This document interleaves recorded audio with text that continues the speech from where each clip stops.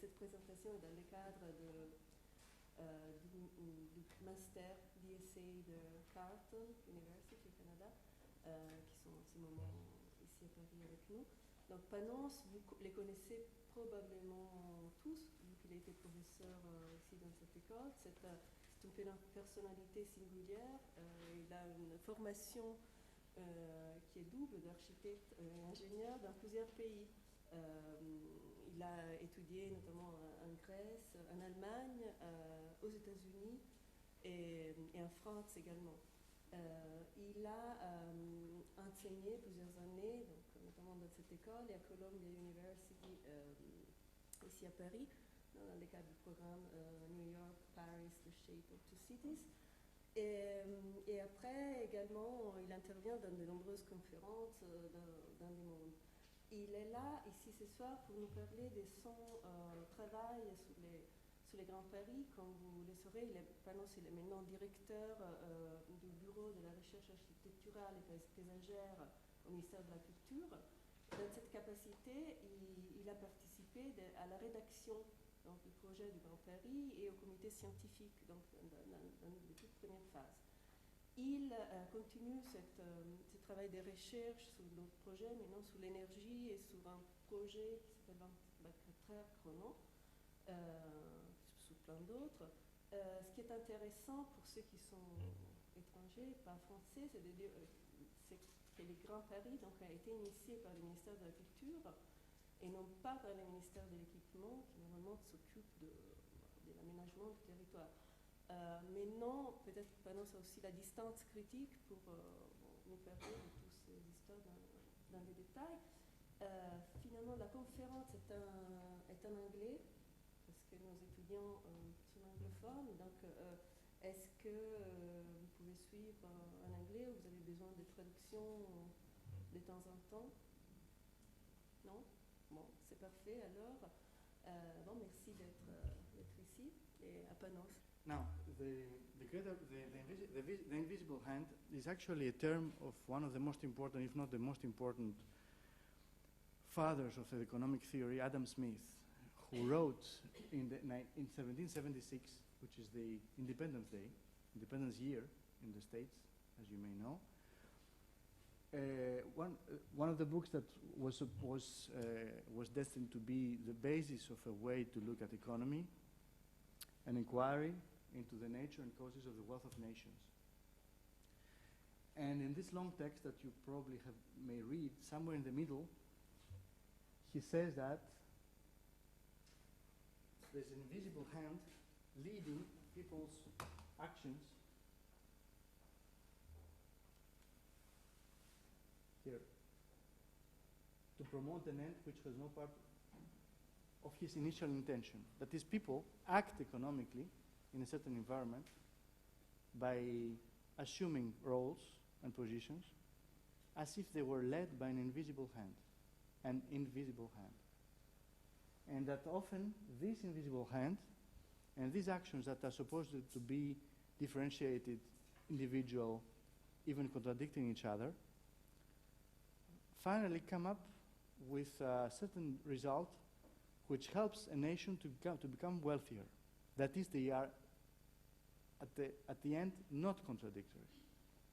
And that he, in fact, is very, well, in a very liberal way, from our point of view, he says, I have never known much good done by those who affected to trade for the public good. That is, he doesn't really trust people that declare to be working for the public good in any way. Okay, this is obviously a very liberal attitude, and of course Adam Smith is the father of liberalism, so don't take it for granted as it is, especially because he wrote this thing at a time where tools of organizing the public good were relatively simple. No, societies were much simpler than today, right? But it was a very important statement at the time, and it was later taken up by, much later, by these guys working on economic policy in Europe since the Middle Ages, historians of the cities, that in fact put together visible and invisible parameters of urban history.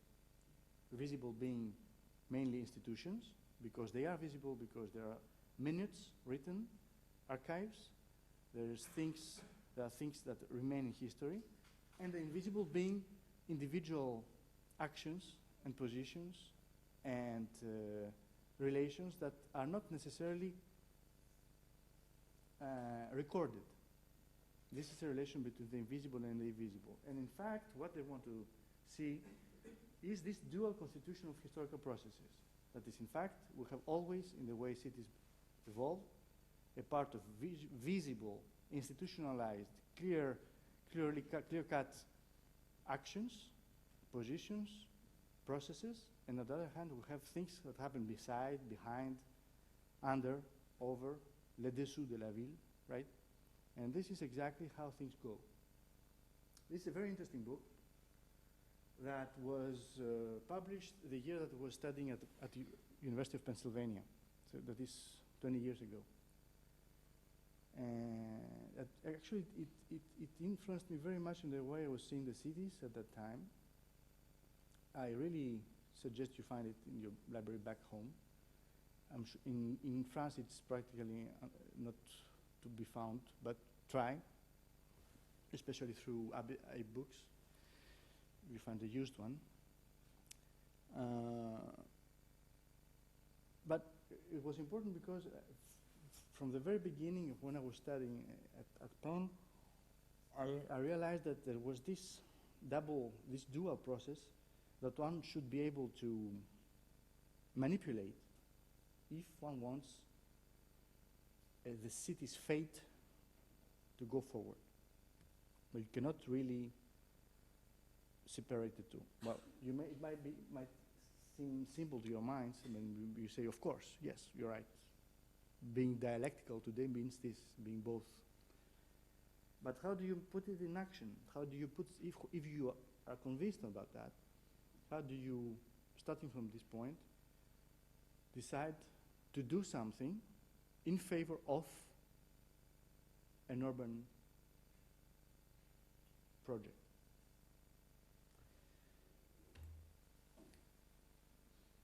This is the question that really interested us when we found ourselves in the Ministry of Culture a few years ago, before everything started, before the Greater Paris as a consultation, as an international consultation was put forward. We knew that it was not something to be stated or delegated or couldn't be a top-down process, but it could never be a bottom-up process either. What I'm going to show you today is the beginnings of this story, how we managed to put together these two ends in a procedure that was destined to become a very influential procedure, as a procedure already, and as a result, since then, the Greater Paris is a term, and it was not a term in people's mouths and ears before 2008. Nobody was talking about that. It has become a project. It has even become a train. And today, the double boucle, as they say, the double loop, is called by the specialists and by the engineers in the Société du Grand Paris simply Le Grand Paris. Le Grand Paris est devenu un TGV. It became a train. It's sad, but that's part of the story. So we'll have to discuss that a little bit. So what I want to do is to show you this Greater Paris as a field of action for different elites through the projects. And as I told you before, this is just a sketch of a book that I would probably later write, or an article. So I'm very glad to have your questions and comments and reactions, because all this is work in progress, is definitely not a finalized position. What I'm going to do is 4 of the 5 points that you see there. The conclusion is not ready yet at all, so I'll probably just describe it. There is no slide for that. So it's going to be the political context and the technical framework, which was already entities getting born at that time, a brief of the 10 proposals, and their power construction vaguely. We'll go back at again and we'll rearrange the subject matter in the way to see more about the power energy that is there. And that will be all.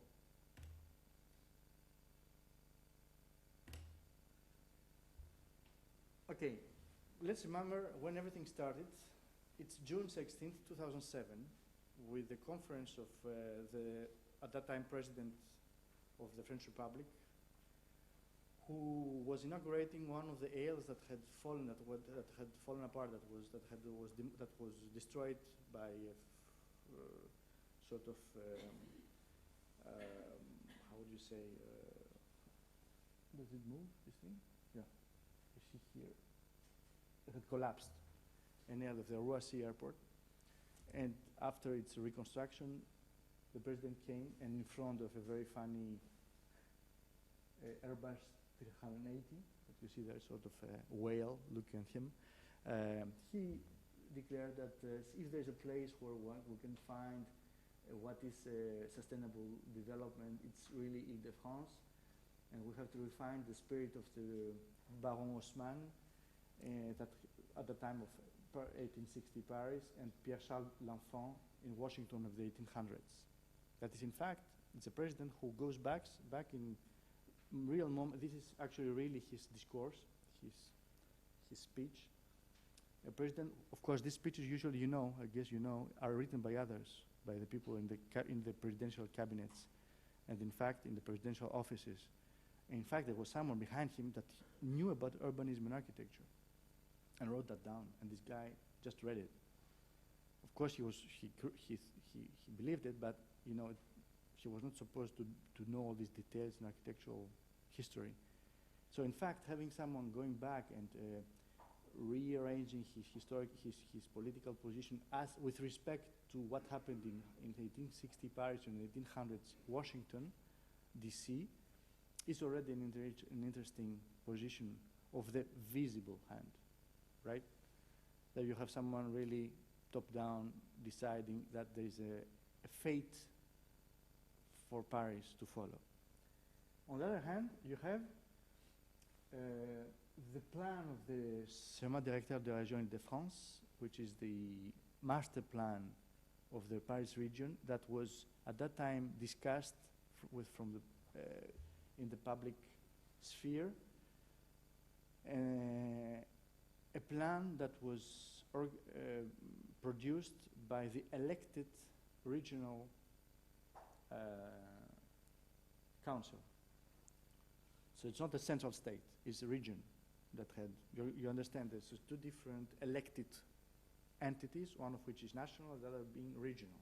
So region, being left, had already organized a discussion, an open discussion on this project, which actually just shows you in pink here a shade of what was supposed to be some kind of ring train, ring transport at that time, and with a different series of other developments, local mainly, definitely trying to condense and to reduce urban sprawl.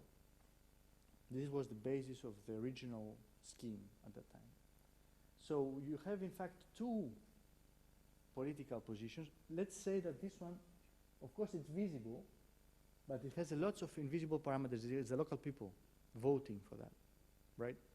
So you have something coming from up, from the state, and something coming from down, vaguely. Both are actually elected, but this guy is working very much in a national, even international level, whereas these people here are mainly working for the equilibrium, the balance of the general regional balance, if you understand what I mean. And there's the clash coming. In fact, This guy here wants Paris to remain a walled city. These guys here don't care about that. It's not really their problem. They just want people to live better. Okay? Now, this is the basis. This is the beginning. This is the spark. And it was somewhere after June 16th, us, meaning my director at that time, myself and my fellow colleague sitting around the table, all of us being teachers in architecture schools, and saying, wait a minute, that's interesting what he said. Why don't we make a workshop like we do in architecture schools, and we invite 10 architects, and we put them somewhere in a fantastic chateau, somewhere in Versailles, for example, and give them to eat, cheese and wine and stuff for 10 days, and let them produce ideas about the Greater Paris, since that's something that was already on the table. It was in this talk somewhere else that was about the Greater Paris thing, Le Grand Paris. And this is where the whole thing starts. It's 3 people, and at the same time, this Bureau for Architectural Research is is still organizing research programs. Research programs are programs of programs that run many years, and where you have teams selected, working with regular seminars, coming back and presenting the advancement of their work up until their final work is presented and the end of the research. So what we did was to imagine that there would be a call for projects by architects working together with researchers that would be organized according to what the research project is, not according to what the international competition is. You understand the difference? That means that these 10 people, these 10 groups, selected among others, would never be fighting to have a first position. That's the interesting story. I mean, we would never win first prize, which means behind that, there will never be someone to build something. Actually, the whole story, the whole tender, as it was written, was to produce what we're calling in French a prospective analysis. You understand the meaning, the double meaning of that? It's analysis, but it's prospective. So you analyze the reality, but you analyze it in a way that you prospect on things for the future. Complicated. Not easy at all for people that know mainly how to design buildings. That is just prospect, not analyze, or at least not show what the analysis is. Plus, another thing, the tender was supposed to be, was asking the groups to work on 2 levels. First, the post-Kyoto metropolis, that is on a world level, to discuss how cities would be in the future, in a post-Kyoto era, Kyoto being the famous moment that was the first time we organized a global consciousness about climate change. And the second part would be specifically about the Greater Paris area. So the teams should be working in both, in a global scale and a local scale, architects and researchers. So this complex organization was based in Constant, French, in English is what? In the constatation. In the understanding of Paris as a very fragmented area, where you have here 1,300 municipalities, which is huge for the governance of the area. Where you have 4, 5 new towns, where you have agglomerations around based on the same RER scheme, and of course the 2 crowns, as we say, couronne, the 2 crowns, the first crown, the denser one, and the second, which is, so this whole area, it's 11 million people, so you have one region 11 million people, which is about the same with London, Moscow, New York, not Tokyo, because Tokyo is up to 30 million, so you're in different scale. A very dense area, a very financially and economically active area, probably one of the first in Europe or the second, so we don't care about it because you are generally among the first. And all that, working without all this huge agglomeration, working and functioning without a common scheme. In London, you have the Greater London Authority, for example, coordinating at the regional level transport, sewage, you name it. In Paris, you don't have that. You have this fragmentation, which is problematic and is obviously counterproductive when it comes to the development of transport, people's movement, people's housing, etc. On the other hand, you have a very rich and complex physical organization of the area. You have a hydrographic scheme which is extremely dense and lace-like. You have lots of green protected areas, so it means you cannot very easily construct. You cannot construct what green is, and you cannot construct where you have flooding risk. So this diminishes a lot the areas where development can happen. And of course here you have a third very wonderful life. This one is the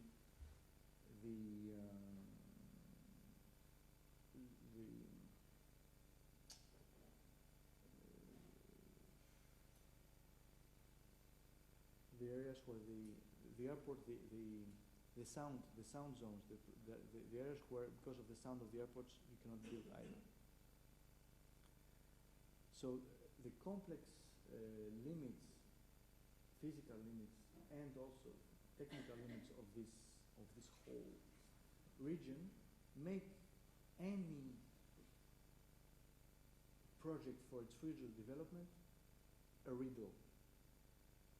Very complicated.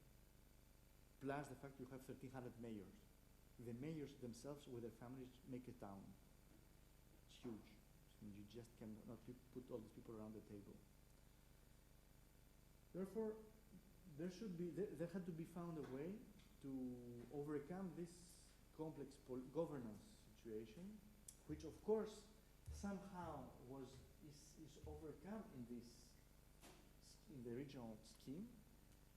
But because of its nature, this regional scheme had become at that time extremely compromettant, compromising. Because there was no big project in it. There was no funding, there was no force. It was just a matter of equilibrium.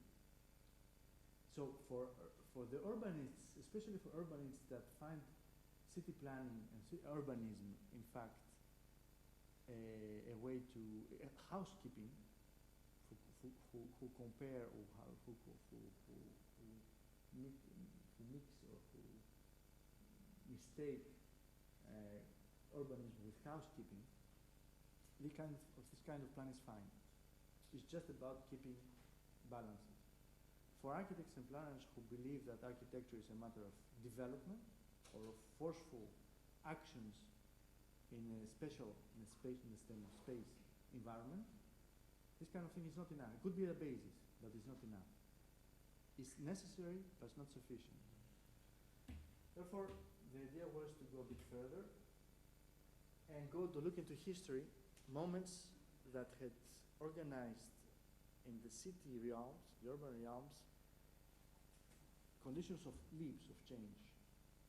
Of course, the big example is the Gross Berlin competition in 1910.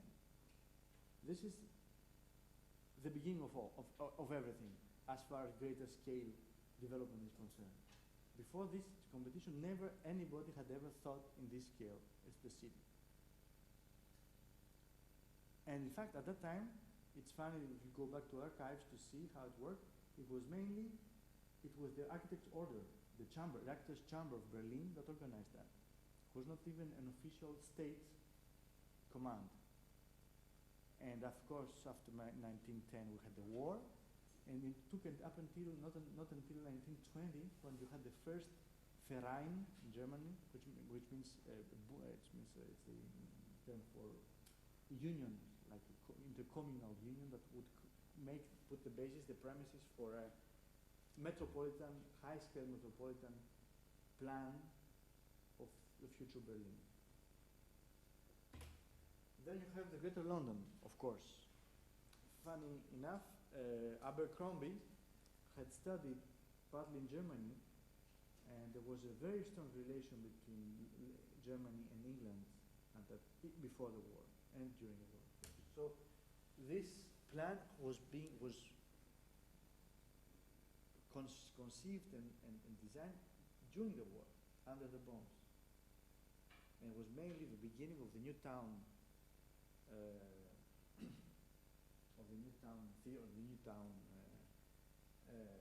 strategy that actually was born in England with Raymond Unwin and the Garden Cities in 1924, even before. So you have there two major examples in urban history that gave us at that time some hints as to how to describe the tender, how to write the tender. That was already the problem. How to write down something that usual people of our era had forgotten. Then we were a bit more surprised to find out that at that time, Helsinki had already launched its 2050 Greater Helsinki Plan, again with the same tender. So just by finding out and by making some calls to our colleagues in Helsinki and Berlin, we were sure to be on the right track, theoretically speaking.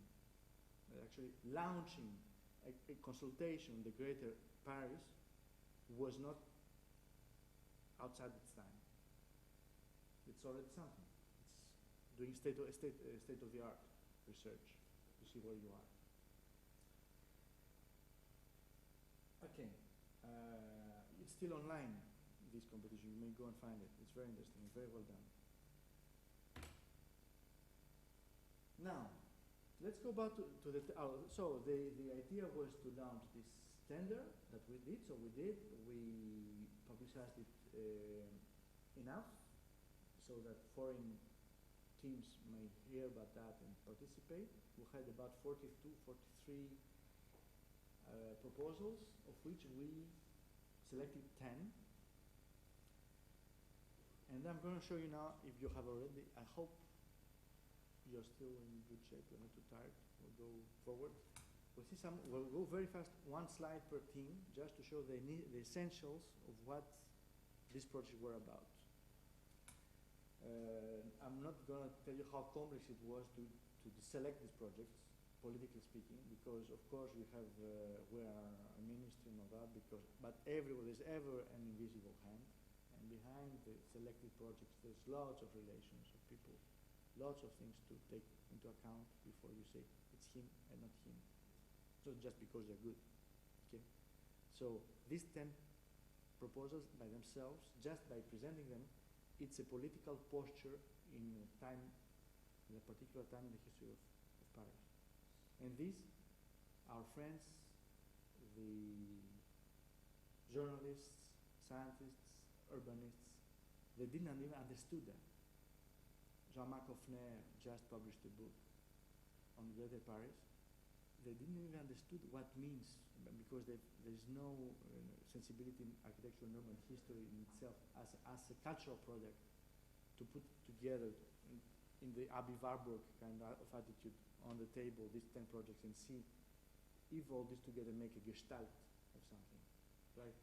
That's a complex. I mean, you have to take some distance to find it. So I'll just start by the heavy artillery of the 10 groups, which is Roger, Street, and Harbour. The whole English, British know-how on how to design cities just landed on Paris on one shot, and for 1.5 years we were just enjoying these people come and present in perfectly organized, very well-structured ideas, traditional in some sense, because of course what you have here is a central city with a green belt. That's exactly London, right?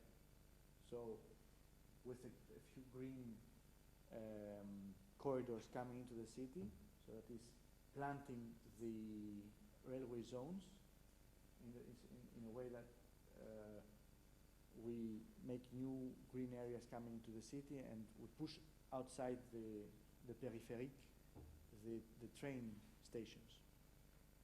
That's the main idea of the little screen above. And at the same time, we create a sort of a multi-polar political, economical zone around the central city.